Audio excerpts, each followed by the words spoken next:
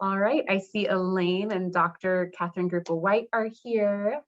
And thanks Matt and Stephanie, I think both dropped in the agenda.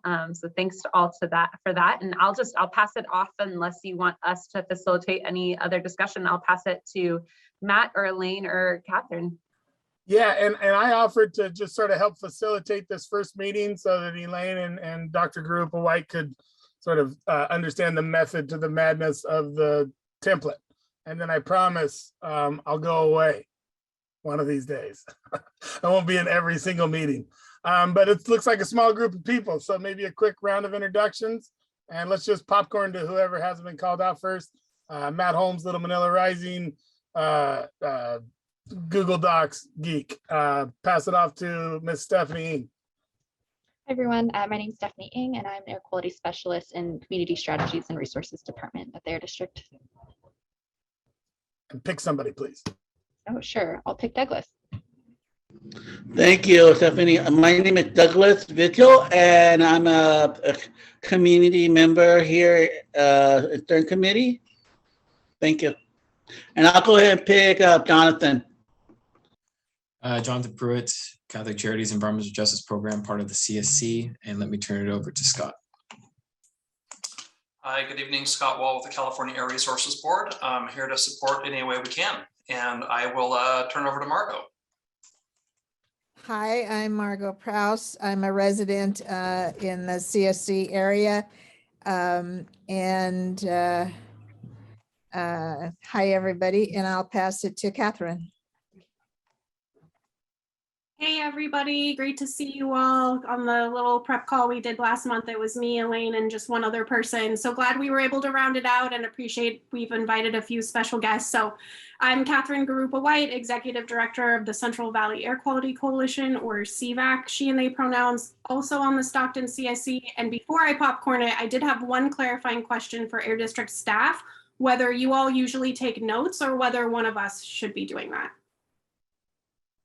We always take notes, although I know that Matt in the continuous agenda had notes from the last couple of tree subcommittee meetings. So I guess I'll defer to whatever you prefer. We can certainly take notes and share them as we would with any other meeting. Okay. Yeah, I'll just speak for myself. I think it would be helpful if you all could take the lead on notes, and then I volunteered to kind of be in the background. I can help fill in on details. And with that, I'll pass it over to Elaine. Hey everyone, Elaine Lapson, she, her, hers, Health Equity Director with Little Manila Rising. Nice to see you all. And I'm going to be supporting a lot of the coordination on the Indoor Air Quality Subcommittee, so I'm really excited about that. And I will pass it to you, Brian. All right, good afternoon, everybody. My name is Brian Dodds, Program Manager in the Grants and Incentives Department here at the Air District, and it's great to see you all. And I'll throw it over to Ryan Hayashi. Thanks, Brian. Ryan Hayashi, one of the Deputy Air Pollution Control Officers, and just excited to get this subcommittee rolling. Air filtration, it's new and interesting. So, and with that, I'll turn over to Maria. Hello, my name is Maria Cardenas, and I'm a community member, and I'm here to stand for box track and see what changes we can make to the community.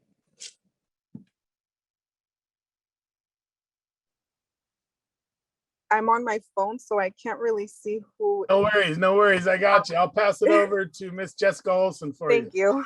I'm Jessica Olson. I am the Director of Community Strategies and Resources, so overseeing AB 617 efforts here at the district.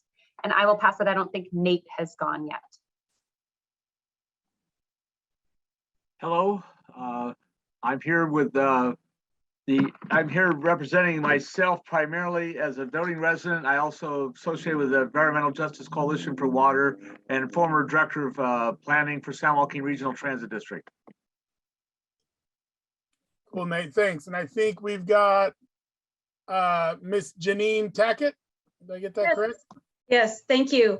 Janine Tackett, Supervising Air Quality Specialist here at the Air District. I oversee a variety of our grant programs working under Brian and Ryan.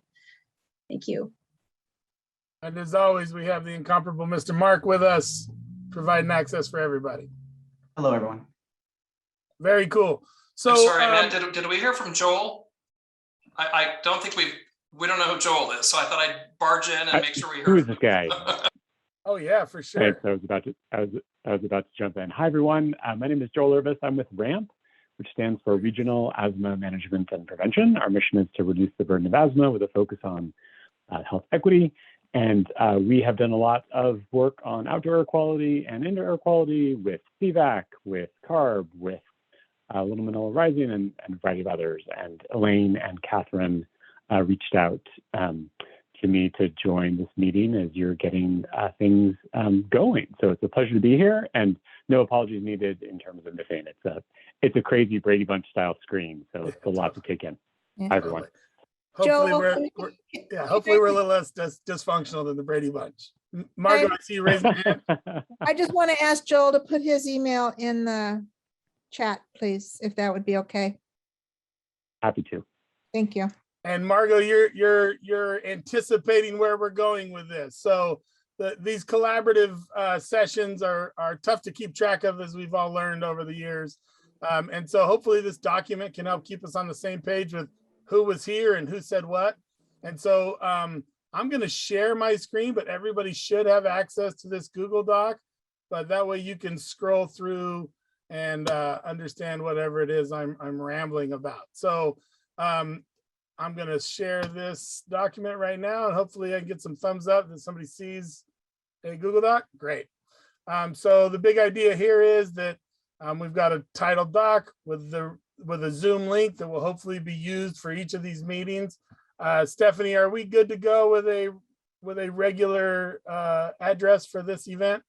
I'm happy to schedule it if we choose the recurring date. Just know the one that is for this meeting is not recurring. So if we pick a date like standing Tuesday, Thursday, Wednesdays, whichever, I can make it recurring.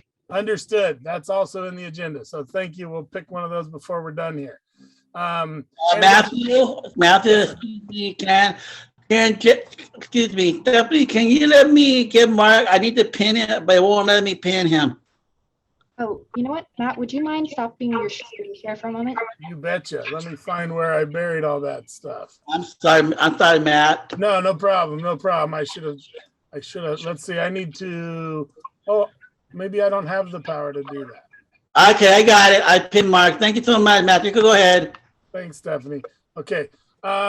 Bringing this back up. Bada bing, bada boom, bada boom.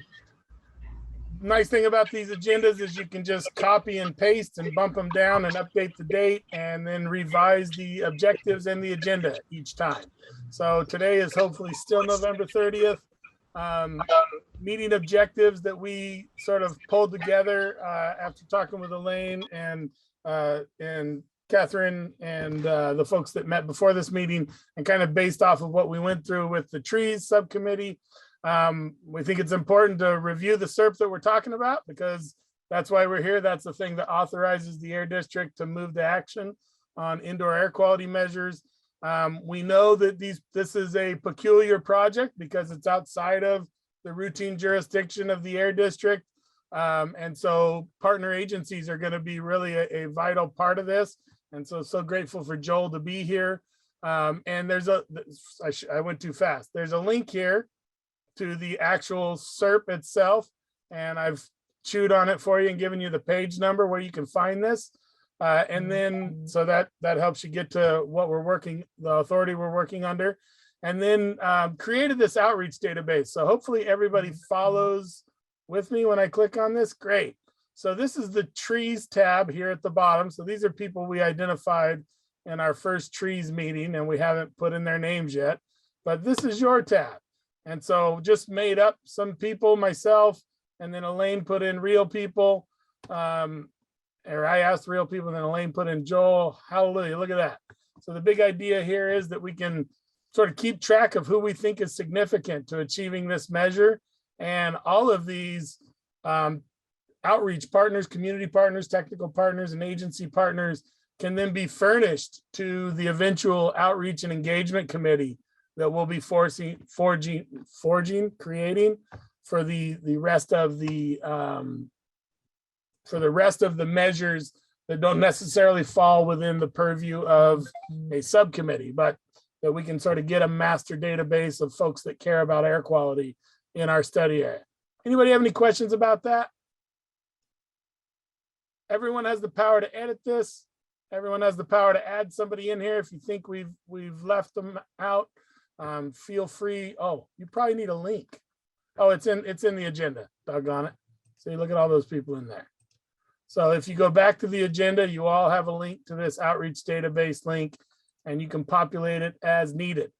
And then I'll finish the objectives and we'll come back to this objective right here. Thank you. We're going to learn from partner agencies like Joel today. And then, you know, if there's time, or maybe this is the next subcommittee meeting, the goal of this subcommittee is to help sort of craft a work plan that the Air District can get approved. And so that'll have key milestones and goals in it.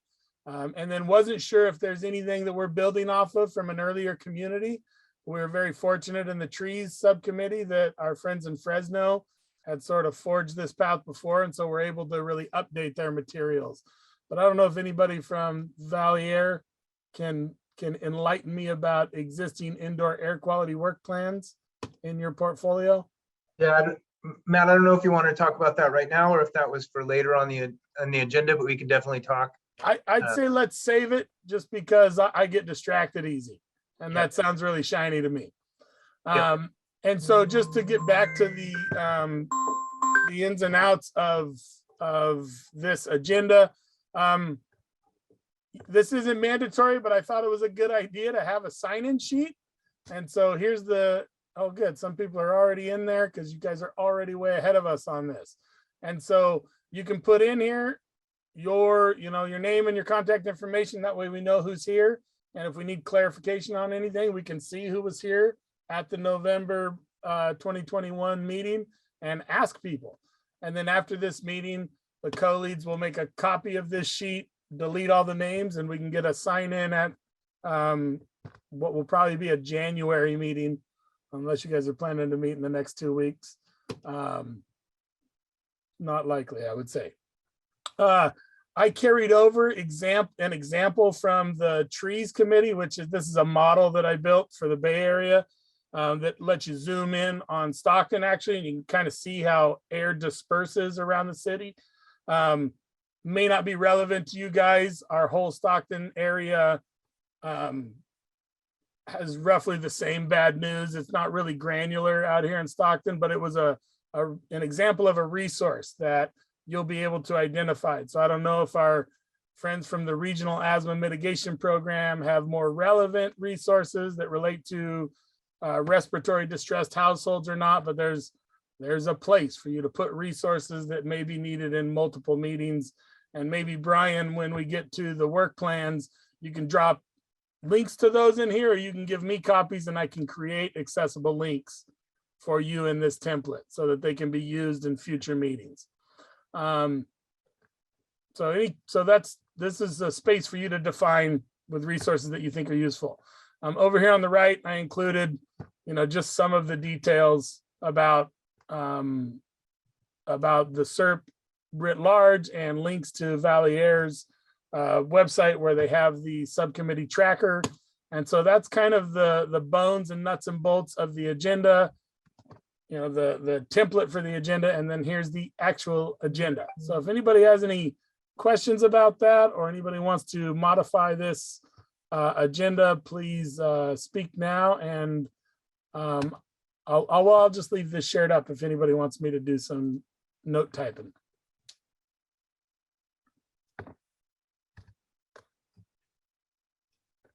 Oh, and I can't see hands if anybody's raising hands. So maybe we can just come off mute and blur it out. I'll just type in notes here, and I like to do the notes in a different color. You can pick your color, but I learned with red corrections.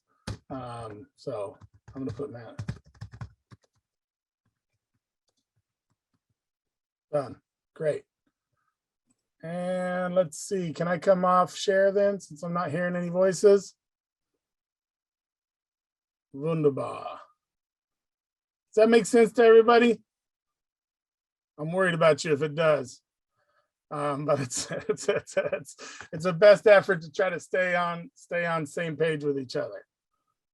Well, Yeah, cool. thanks for the overview, Matt. I think that was helpful just to kind of get a run through, and it'll definitely become more familiar to us the more that we use it. But I appreciate having multiple places where we're documenting who's attending and contact information, because that'll be really important for us to stay organized, since not everybody will be able to be on every call. So just want to appreciate you for helping set up that structure and then walking us through it.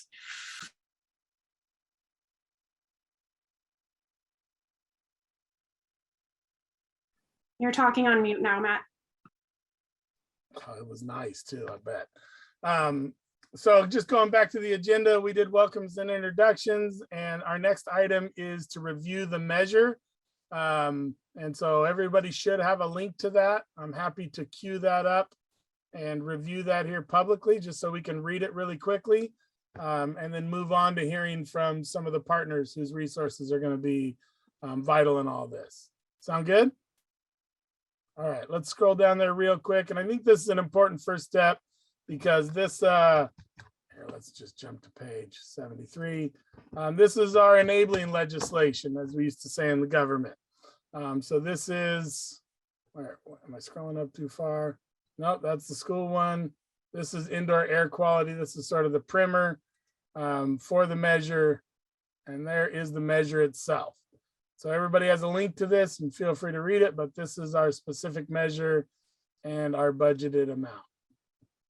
I'll give you a second to look at that.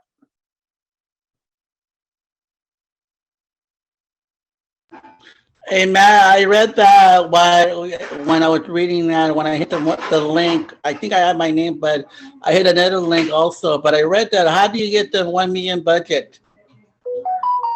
Right here, budgeted amount, $1 million. Okay, how did you come up with that? I didn't. That was what we sent to the governing board for Valley Air District last March. So the air quality board had decided on the budget for the window siding and all that stuff program, right? Correct. So when we were doing recommendations for the budget last November, December, January, February-ish, we sent this as a recommended amount, and they approved it last March. Oh, okay. All right, great. Okay. This came from us on the CSC, or at least what we were able to pull together out of the overall budget. So the program that received the $1 million, is that going to be replaceable for people, houses with window program to qualify, or just good any? question? Yeah. So Doug, the way I read this, and somebody correct me on this, but indoor air filtration systems don't really have a funded source, but there are existing weatherization resources in multiple agencies, whether PG&E's Energy Partners program. I don't remember if the Air District itself has, Home Energy Assistance Program. So I don't know if anybody from the Air District would like to share existing capacities for weatherization or air filtration. So, and maybe this is a little bit, and I can pass it to Brian to answer the air filtration part, but to answer your question earlier about taking from other certs, we do have weatherization measures in the Fresno and Shafter certs. And to Matt's point, the Air District does not have those programs, but there are established agencies, several of them actually, to Matt's point, that do have established programs, and we were committed or are committed in those certs to work with those partner agencies and bring those resources to the community. The addition in this particular measure of the in-home residential air filtration, that is new and unique, and we do not, to Matt's earlier question, have that currently in any of the other certs. And I don't know if, again, as we review this, I can pass it off to Brian to talk a little bit more about kind of opportunities there. Thanks, Jessica. Yeah, and I've seen some of the other regional air districts do indoor air filtration, but sort of as a generic district-wide thing that wasn't being directed within a 617 study area. So there might be some useful sort of triaging or prioritization lessons we can learn from them, but I don't think we're going to find, well, I haven't been able to find anybody that can give me a work plan so that I could do find and replace on the nouns. So Doug, does that help answer your question? There are some existing programs for weatherization and infiltration, you know, the blowing of dust into homes, but this, and I think we owe it to ourselves to maximize the implementation of existing funding in the Stockton study area for programs that may or may not have already landed in Stockton adequately. But that this $1 million is really a very special resource that we have, and to maximize its delivery of something for which there is no programming, which is indoor air filtration systems. And just to remind everybody how we kind of came up with this number, or how this number arrived, there was really just sort of a generic $500 per household, 2,000 household formula that was in the budget, but I've looked at lots of air cleaners, and we can talk to the air cleaner certification program folks from CARB, and they didn't, when I talked to them, they didn't think spending $500 on a single indoor air cleaner was the most efficient use of dollars. They described certified air cleaners that were every bit as effective as the most expensive ones, in a range between $95 and $150. So we might be able to get more households in there. I'm not an expert on that, but I think we need to, that's really the part of the task of this committee, is to recruit that information and to develop a more surgical budget for spending this $1 million on air cleaners. Matthew, it's kind of interesting. I understand where you're coming from, and that's also the one thing from CARB. I don't understand what it doesn't no common sense where how they come up with that particular number, and it's not sufficient. What you recommended a little different. Can CARB can you explain why? That because it kind of shortened for fishing a lot less cost of money for weatherproofing or whatever. Well, I never talked to him about weatherproofing. We just talked about the portable indoor air cleaners. Yeah, plug in and clean a room. And I told them about our budget and looking at $500. And these are the people that certify air cleaners that can be sold in California.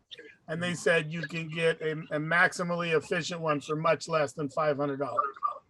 And so, is it certified by CARB, or this is just how as a resident will know about, or a nation will know about math? That's a good question. Yeah, no, I think we should make those guys come to this committee and tell us what they know. And what they can't do is recommend a brand for us to buy, but they can recommend specs that we can look for. And I think this committee would ultimately go back to the larger CSC and say, hey, we talked to the guys that license these things in California, and here are these 4 or 3 air cleaners that range between $100 and $180, and they all deliver this basic level of service. And we could sort of do some market research for the general CSC. And, you know, maybe that may not be necessary. Yeah, Joel, I see you chiming in there. Why don't you guys have bought air cleaners already around here, and maybe you know better than I do. No, I mean, I think there's definitely some variation there, and I'd be happy to talk more about this. But the kind of the quick answer is that based on some of the work that we're doing with the Air District here in the Bay Area, which is purchasing indoor, filtration, small portable filtration units for families that are under the asthma mitigation project. Those units are running between $125 and $150 each. It's a much more reasonable cost and well under the $500 that you budgeted. So boy, you could go a lot further if that is where you're putting all your money. And of course, all of those filters meet the CARB recs and have some other, I think, good standards associated with them in terms of air exchanges and other factors. So yeah, there's some promising budget news or budget room there for you. Yeah, proud of this budget. You guys, I mean, everybody that pulled this together is something.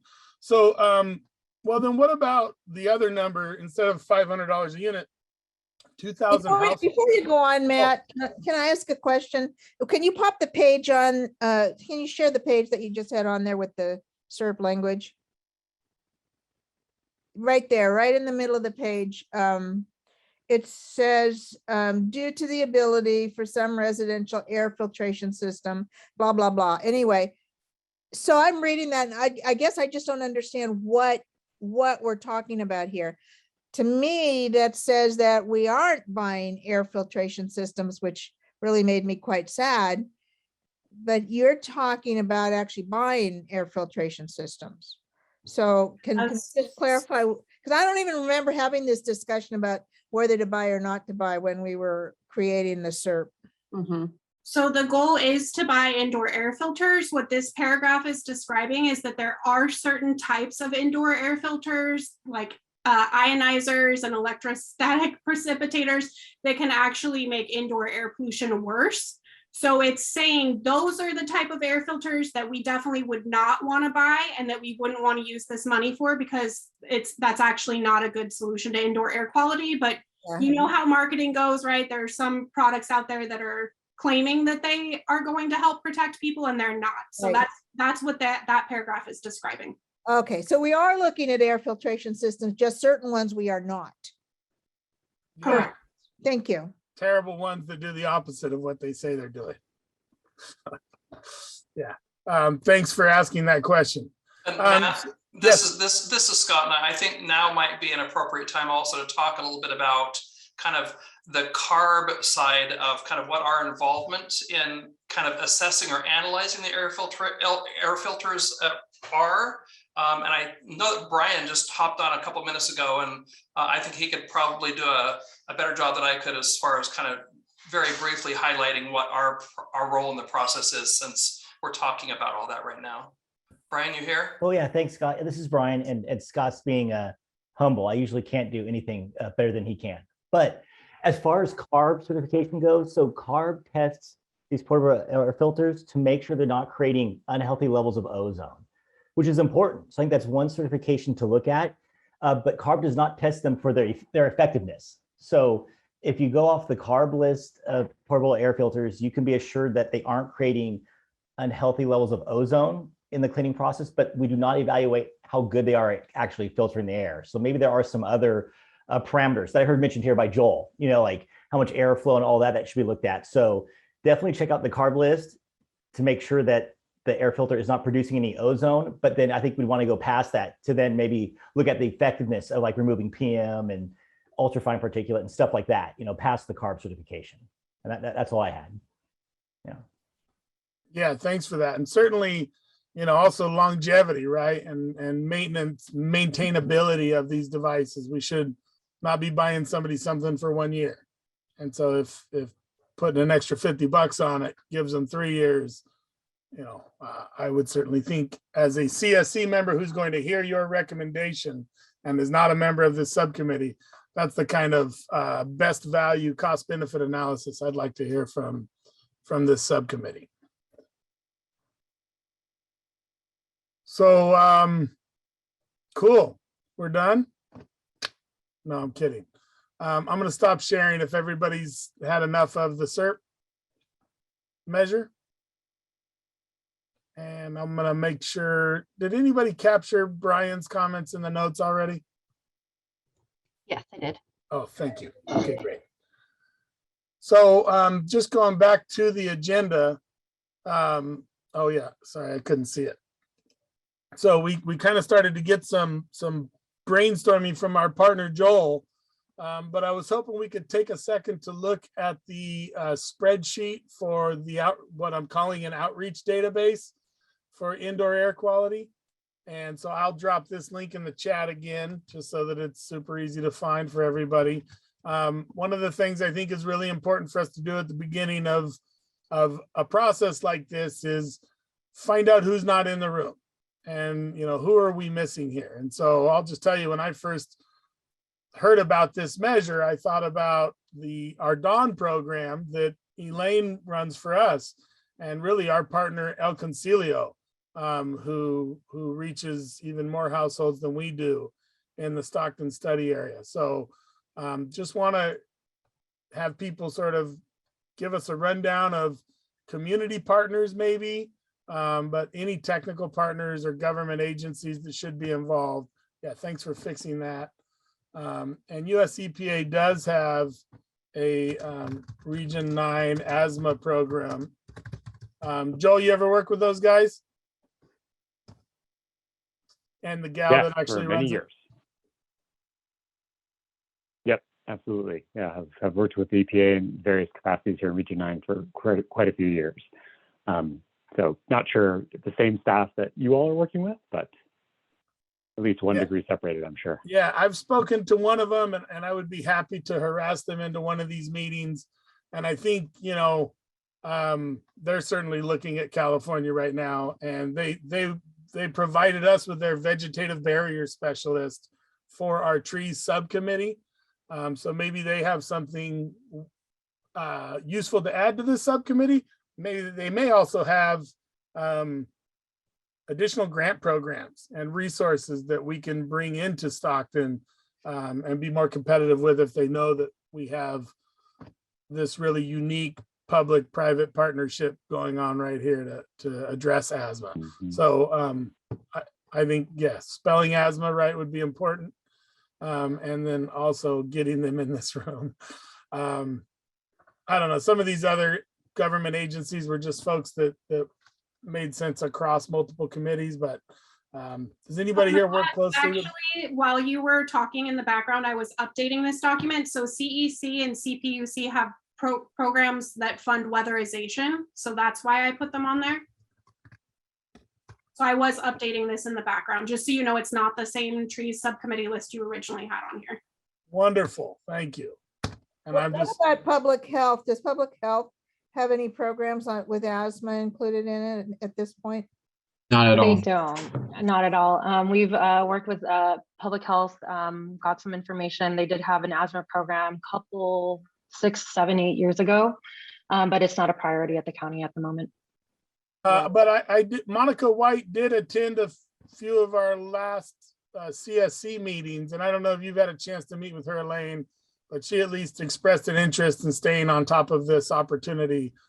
So I'm going to put her name in there and email her about future meetings. Would that be, anybody would object to that? Yeah, she would be a great person from the county to be part of this process.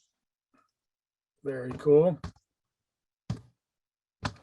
Yeah, so we don't have to do this all right now, but you all have access to this with the agenda that was emailed to you and the invite. And if you want to go back and talk to your partners, or like Nate, I know you're here with EJCW or environmental, yeah, EJCW. I always get the J and the C mixed up. Maybe you want to go back and ask them if there are community partners that need to be added here. We don't have to do this all right now, but does anybody want to advocate for any additional partners before we move on? I'll just say it's great to see that you have the other two, the other one, because I think El Concilio is on this call, the Apsara Asthma Home Visiting Program is there as well. That's great. Great, thanks, Joel. One thing I want to know is with Catholic Charities, we have wraparound services with all of our other programs, immigration, healthcare access. We have, wow, I'm drawing a blank, CalFresh. And so what they do is we like to give everyone the chance to go to all the other programs that we have. So I think if there's a way we can provide sort of like a questionnaire for someone to like add into sort of what they already do for triage, I guess you could say, we will then be able to incorporate it in all of the different programs that Catholic Charities has. Yeah, awesome. Lots of outreach capacity that you guys have with your deep network. So that'll be great. What would that be for outreach to the people? Is that what you're talking about? Jonathan? This is for those that, if they would like to have opportunity, and this is for all of them, trees, community air monitoring, or it's everything, but indoor air quality, if they would like But I filters. guess what I'm asking is that this would be outreach to people that you already serve. Yes, We would be sharing our information. yes. Thank you. I'm typing in PG&E. They have the Energy Partners Program. I don't know if anybody else knows about that, but you pay for it and then they characterize it as a community benefit, but you pay for it in every bill you have. One thing that I also wanted to mention, Matt, that came up during the discussion and I put in the chat was I did reach out to Central California Asthma Collaborative because they have actually been testing the efficacy of indoor air filters, including really low cost ones that people make themselves. So I think Tim Tyner was going to try to join us tonight, but if he's not able to, I will definitely invite him to a future call so that they can share their work on that. Awesome. You know, we just got talked to as well by US EPA they want to do an indoor air cleaner test. They actually think taping the MERV filter to the back of a box fan might be more effective than a lot of these things that people are buying. And so they're looking for a Stockton partner because they know we get hit with the wildfire every year. And they would actually be buying a raft of commercial grade and then buying the supplies for a DIY air filter. And so that I know Alan, and I will ask him to attend one of these meetings. And maybe you guys are the study partners in that. So Matt, what agency was that? US EPA, Region EPA, 9, their Air and Radiation Division, which is always scary to say. Okay, cool. And Matt, what organization does that cover radiation, and what I know that they put a new tower, T-Mobile put a new tower from a cellular phone at the 5G. People have been testing how, if it's safe in a surrounding neighborhood. What do you, I'm more I concerned have about. no idea, man. I have not watched the 5G story. Maybe that is under the Air and Radiation Division. Oh yeah, I see Ryan's recommendation there. Yeah, Doug, I don't know. That's a good question. I don't know that there would be much that we could do about it in this subcommittee if we did have a 5G concern. But Because I know that because it affects people with child and elderly when it comes to tumor. You know, in a radio, when you listen to the phone too much and you have a tire nearby the resident, that's going to be something that almost similar effect, isn't it? So then, does anybody have a question to answer that? Answer. Thank you.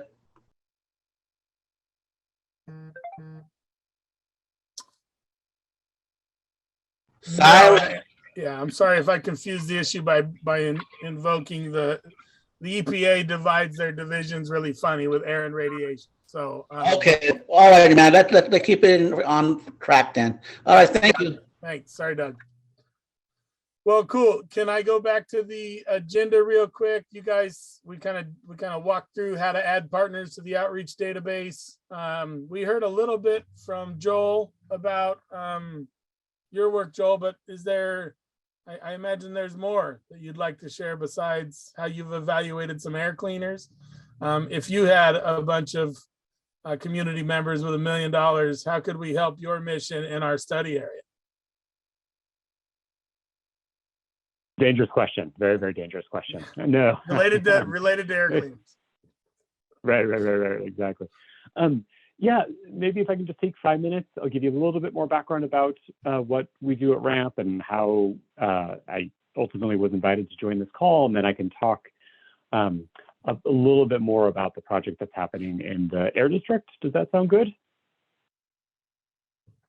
Please. Okay. Great.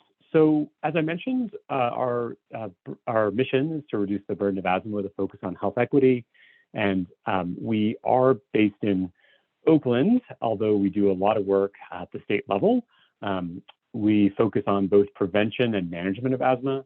And a lot of our work is around building capacity, creating linkages, and mobilizing networks to advocate for policy and systems changes that target the root causes of asthma disparities. So what you all are talking about is definitely right up our alley. I want to touch on very briefly, because I know that you have a lot to cover here, our 3 goal areas, because they actually kind of connect in one way or another to the work that you're doing. So goal 1 that we have is healthy and stable housing that looks at housing quality in combination with affordability and tenant protections. We really feel like you have to have all 3 in place. Like if you just focus on air quality or housing quality, I should say, like indoor air quality, but you're not also addressing affordability or tenant protections, you're essentially going to improve the air quality, but you're going to then likely lose the tenant to whether it's rising costs or landlords that push them out, whatever it might be. So we've done a lot of work around state policies around mold and tenants' rights, affordable housing, those kinds of things. We've also done a lot of work related to healthy outdoor air for all, so reducing and eliminating exposure to air pollution, particularly in communities that are inequitably burdened by that pollution. Much of that work is focused on freight transportation and other transportation sources. So that's where a lot of our work with CVAC has come into play. We have been focusing more and more on the impacts from wildfire smoke as well, which, as you all know, is increasingly dire issue that isn't going to be going away anytime soon. And this does certainly connect to some of the work that we're doing around air filtration. And then lastly, we focus a lot on healthcare equity. So we're trying to increase access to prevention-oriented services within healthcare. And a lot of that is focused on essentially financing through the medical system asthma home visiting programs. So the kinds that Little Manila and El Concilio and the Central California Asthma Collaborative are doing right now. We're really excited about the Asthma Mitigation Project, which is a state grant program that currently funds 28 different asthma home visiting programs throughout California. And then we're also working on some other state policy initiatives that essentially will, if all goes well, will provide Medi-Cal reimbursement or Medi-Cal funding for asthma home visits provided by community health workers and other non-licensed health educators. So it all connects to this issue of indoor air quality and, frankly, outdoor air quality, right? So you have wildfire smoke that comes into the home. So what to do about it? A couple of thoughts. One, I'm really glad that you're thinking about weatherization services that are out there. So you mentioned the HEAP program, right? The umbrella program is called LIHEAP, which is low income. It's a low income focused weatherization program. There's also LIWIP, LIWP, the low income weatherization program. That's a separate program. It's funded by state the Greenhouse Gas Reduction Fund. And then you have other programs that sometimes address weatherization, like community development block grants. So in the chat, I put a link to basically it's a clearinghouse of information that has information about possible weatherization programs in the county, so in Stockton. So the HEAP program is already listed.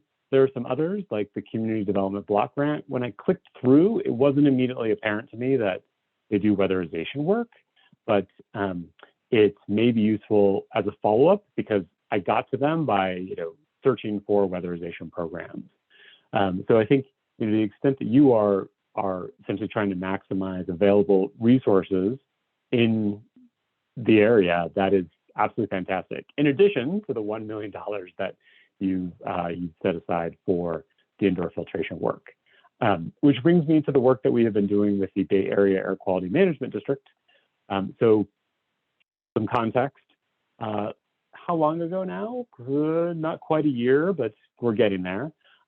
We started to have a conversation with the Air District. They were concerned about the upcoming, the tail end of the last wildfire season, and they were already thinking about the next one.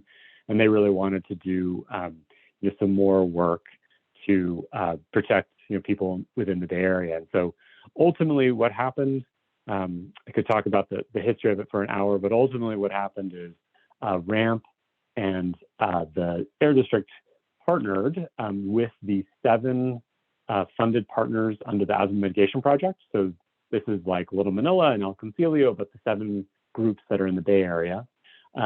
Basically, the district purchased portable air filters that then go to these other 7 asthma home visiting programs that they use with their clients as part of an overall asthma home visiting program, right? So they're dealing with a really wide range of environmental trigger remediation, and the filters are essentially another level, on top of it. So it's overall, it has gone, we've been really excited about it. It seems to have gone really well. The local programs are very excited about having resources to get these air cleaners into their clients' homes. It includes, it does not include, I should correct myself here, make sure I got this right. They purchased the filters themselves, but not the replacement cartridges. But I think that most of the home visiting programs are able to cover 1 or 2 of those. It is a really important thing to keep in mind, right? Because you don't want a filter that's going to become a brick once that, once the cartridge runs out. I'll put it in the chat here in a minute. I think I found the right one. The district went through what I thought was a really thorough process to figure out which air purifiers to use. So they put out a request for qualifications, basically. And they said, we're going to spend some money on this. So they asked vendors to come back with proposals related to, pricing and availability and all those kinds of things. What was great is that the district included, a set of criteria, basically, that included things like the filtration unit had to be on CARB's pre-approved list, right? If it wasn't on that list, it was a non-starter.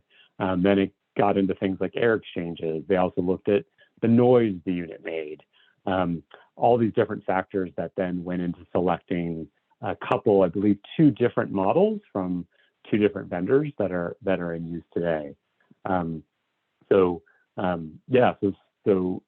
many shipments have already gone out to the asthma home visiting programs, and the district seems very interested in expanding the program. So that $125, $125, $150 figure that I mentioned earlier seemed pretty reasonable to us, and certainly in the context of the money that you all have set aside, you could really go a long way to helping the residents in Stockton. So let me stop there. I don't want to take too much time, and just see if anyone has any questions or comments. Does your program focus, so you look at prevention and you look at management? So when you're talking about these systems, what are your qualifications? Someone who has already been diagnosed with asthma? Right. So great question. Thank you, Margot. So I'll be very specific in terms of the Air District program. So the Air District is working with the projects funded under the Asthma Mitigation Project. So this is an asthma home visiting program for people with poorly controlled asthma. So in this particular case, the people that are receiving the air filtration unit are people who have been to the emergency department recently, or have been hospitalized, or who maybe have score a certain level on a diagnostic test related to asthma. Really, people in the lane, I see you're nodding, right? People with really, poorly, it's meant primarily for people with poorly controlled asthma. The focus is also on Medi-Cal beneficiaries or undocumented adults. So that's because this was state funding that was appropriated to the Department of Healthcare Services, which runs Medi-Cal. That was the priority focus is on Medi-Cal beneficiaries and then undocumented adults as well. Does that answer your question, Margot? Yes, well, sorry, yes. Well, so all these people, you have your groups of people, do they have asthma when they qualify for this, for the system? For this particular issue, yes. So they have not only asthma, but poorly controlled asthma. Okay, So it's a more narrowly targeted program in that we're reaching, essentially the people from an asthma perspective who need help the most, right? And I think certainly, I think that made a lot of sense to us as the district was starting out with this work.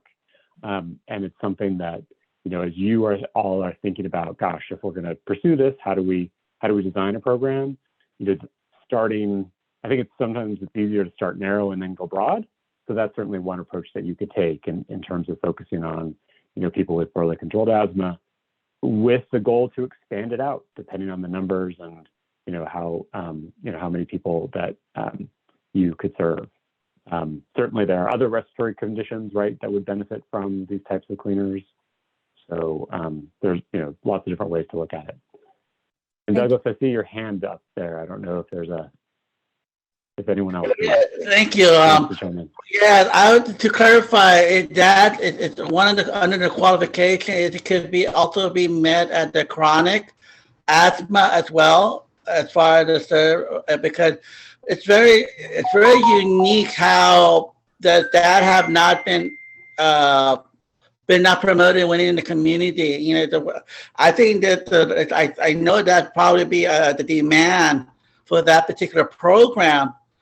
For people who have, like you have chronic asthma, poor quality asthma due to the weather or environment or whatever it may be, or inherited it somehow. So how do you get more of the information, or is that part of the air quality budget or information resources or to get that?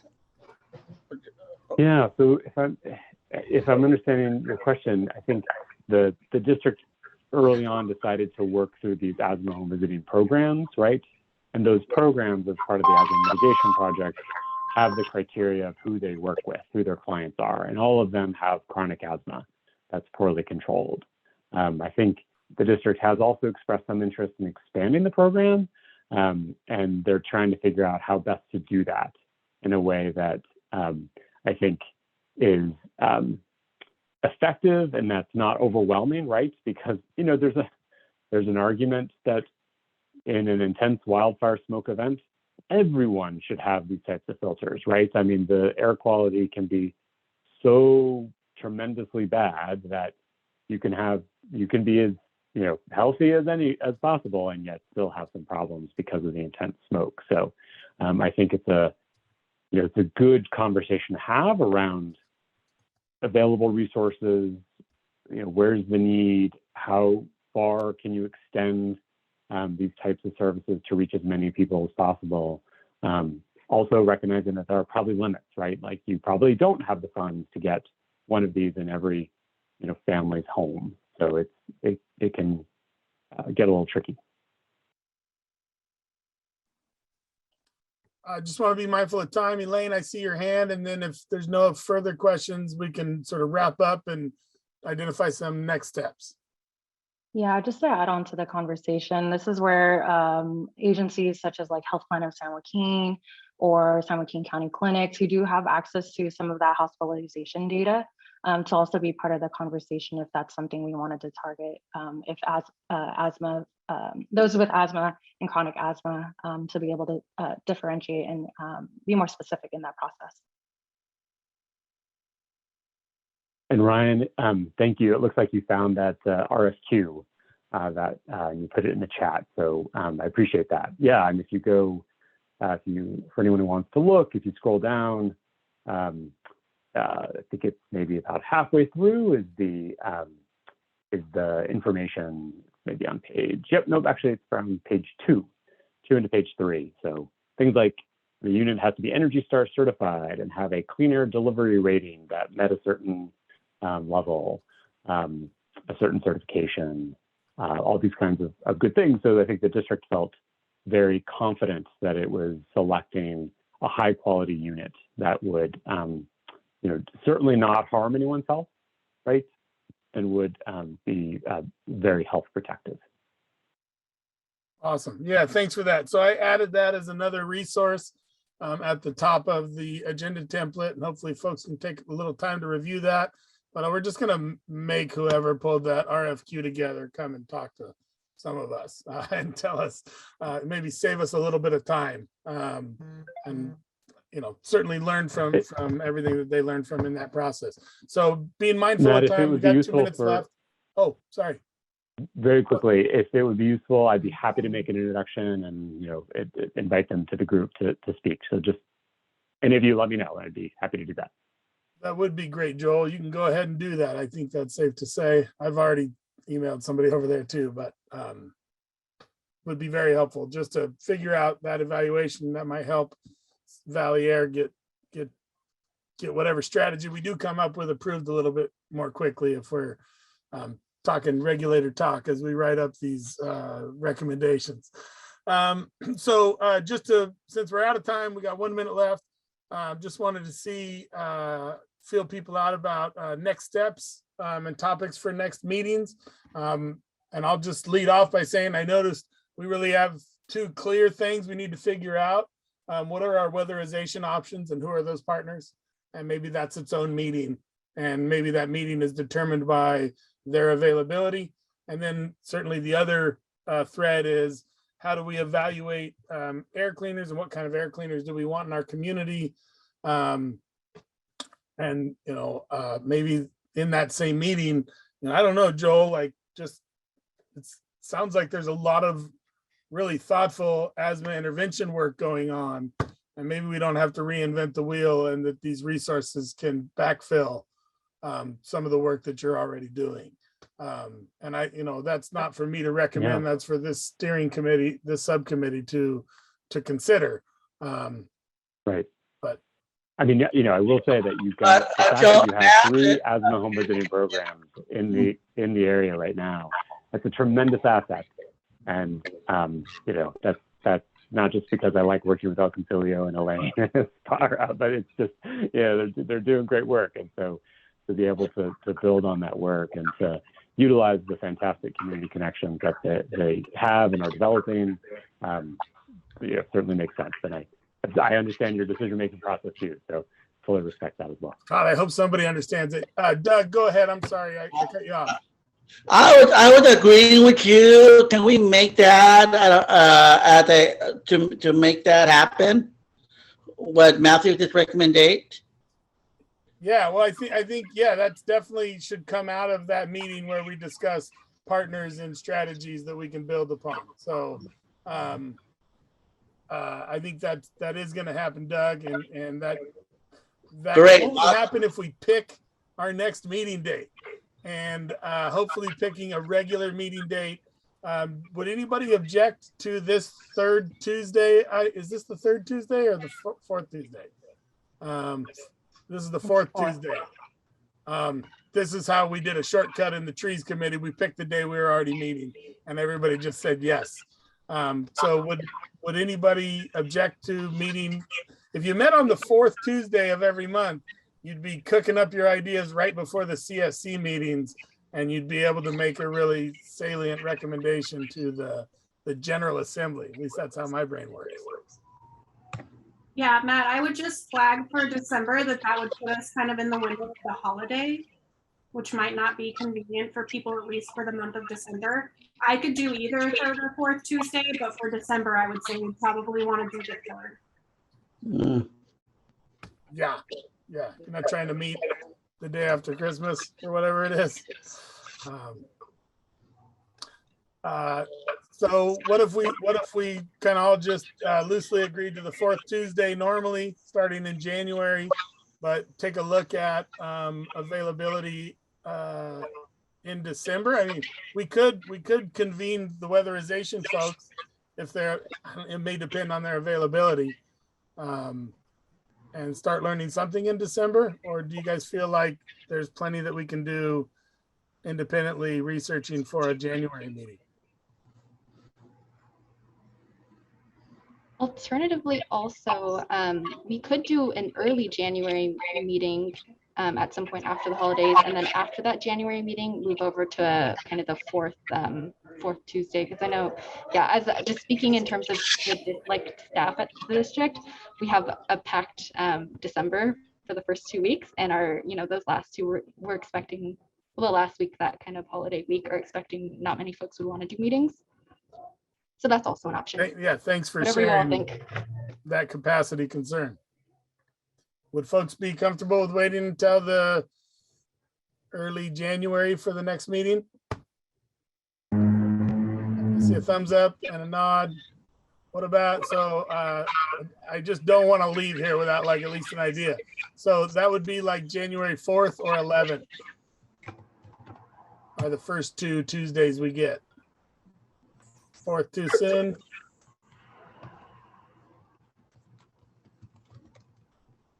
Any objections to the 11th? Just because I know that week after New Year's is a mess, usually. Yes, I vote for Tuesday, January 11th. Wunderbar. I'm going to put it in the thing. And Stephanie, can you help us schedule that on the 11th? And then going forward on the 4th Tuesday, starting on the 25th of February? Do we like this, I mean, the 22nd of February? do we like this time slot? I'm seeing nodding. Wunderbar. Awesome. We did something today. Hot dog. Hey, we're late and you're still here. You guys should all go home. Thanks, Matt. Ryan, we Thanks, good? everyone. Yeah, thanks Matt for facilitating and Joel for providing us with- Bye, everybody. Have a great evening. Thank you. Have a good Bye, everyone. holiday. Take care. I'll see you on Wednesday. Happy holidays. Yeah, happy holidays.